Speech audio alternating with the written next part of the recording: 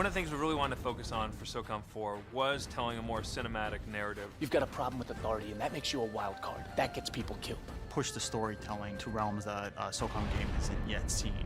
You and I are nothing alike. If we provide an authentic experience, it's going to feel real. It's going to hit you in the gut.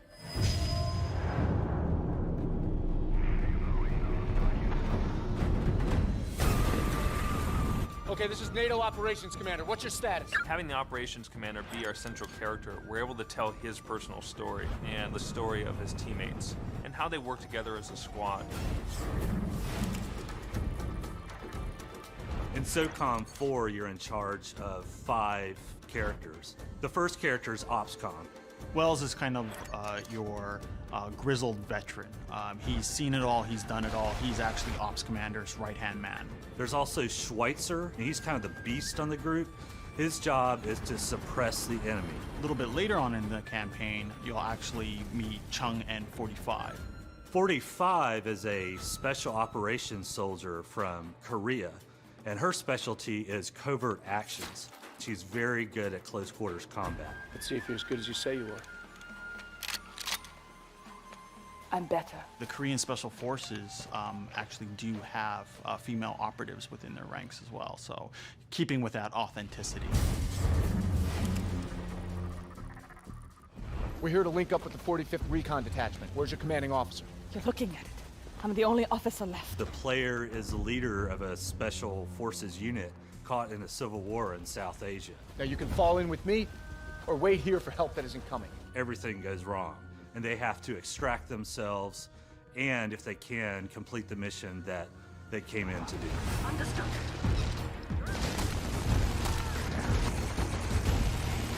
We've tried to minimize the on-screen HUD and have more big events throughout the environment, again, to get you feeling like you're really in the field in Southeast Asia and experiencing this SOCOM story.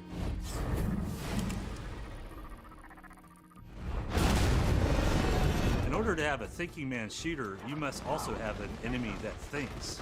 And that's exactly what we provide to the player. The AI is constantly changing their tactics based on the player's playstyle. No matter what the player does, the enemy AI will have an answer. It is so reactive that it actually makes you have to retreat and fall back. And the first time we saw this, I think we were all kind of surprised as developers.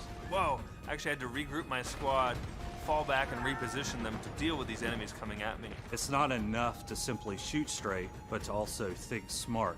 It's all about teamwork and tactics and authenticity. And that's a key differentiator between our game and maybe something that someone else has to offer.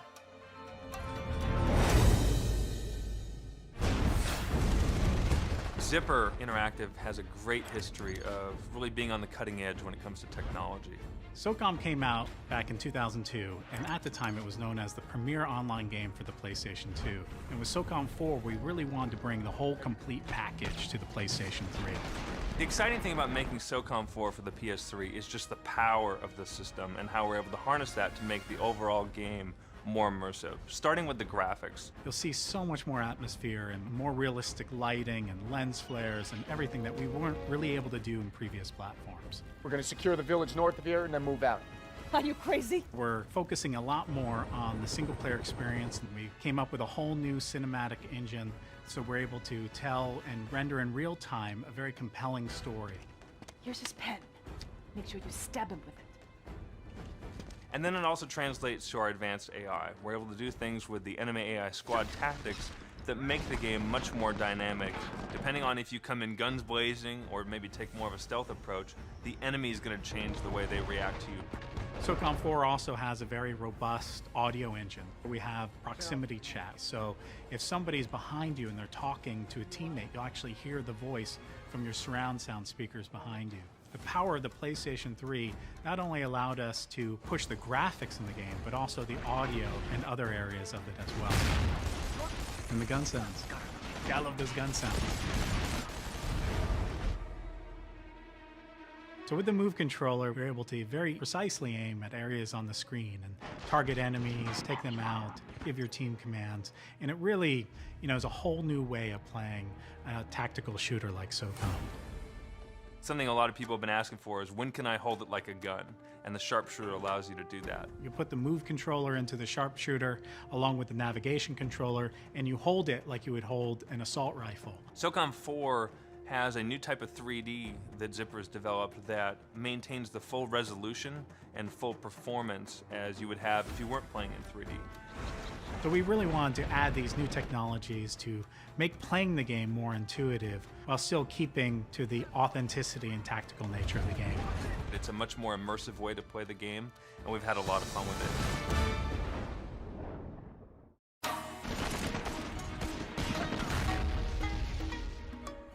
Well, we wanted to create a kind of unique and contemporary score for the reimagining of SOCOM. We needed to take a step in a different direction than the standard military action scores. We're totally avoiding any kind of cliched bash, crash, orchestral action music. It's certainly my hope and our goal that players will play through this game and never hear the same piece of music twice.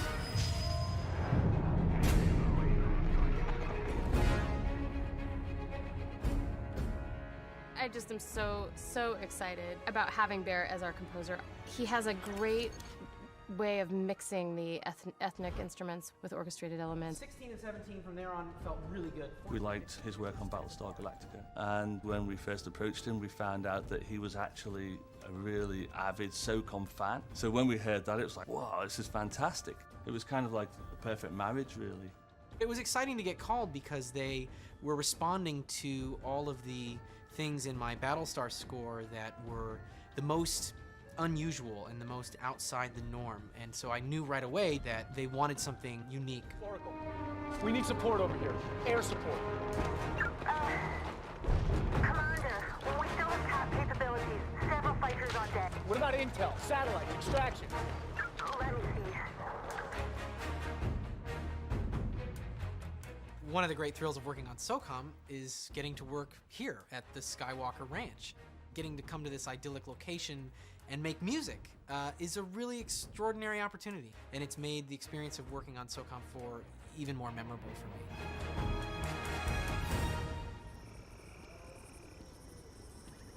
Musically and narratively, I feel like the franchise is branching out into new areas. They wanted to emphasize the local environment. So this meant bringing in a lot of Southeast Asian sounds, which we do not associate with the kind of action-adventure scoring that you're used to hearing. One of the really exciting things about Bear's approach to music creation is his boldness when it comes to assembling and pulling together instruments from not only different parts of the world, but different musical genres. We thought it would be really interesting to try and merge the Eastern Orchestra and the Western Orchestra. So when the armies collide, so do the orchestras. We needed the blend. And we also wanted to define a sound that for us was different and new. There's a whole array of world wind instruments and string instruments. We recorded a Javanese gamelan ensemble. The bansuri, the shakuhachi, several Chinese membrane flutes. Japanese taiko. There's a lot of variety. There's tons of amazing instrumentation, but you have that solid foundation and that base of just well-scored moments. It's going to make the product feel very electric and very driving, but also very intimate, and it'll draw you into the story just the way that any great film score should. For fans of the franchise, it's going to be everything they loved about the previous games and a heightened experience that will take it to a whole new level.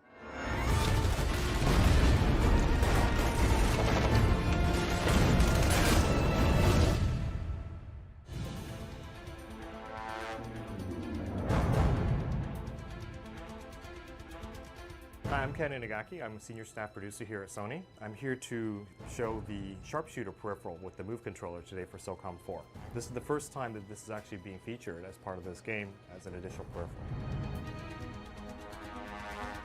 The gun peripheral was actually designed in conjunction from Guerrilla Games as well as Zipper Interactive. They had both actually incorporated the peripheral into their game in such a way that it actually allows for an additional level of immersion and realism.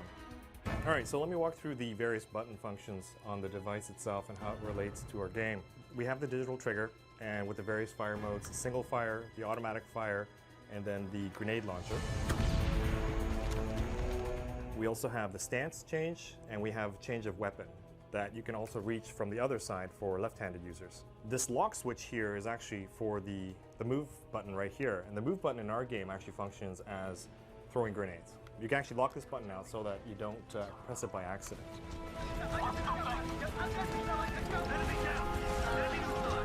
When you're down on bullets, just by doing the pump action here on the device, will actually command a reload.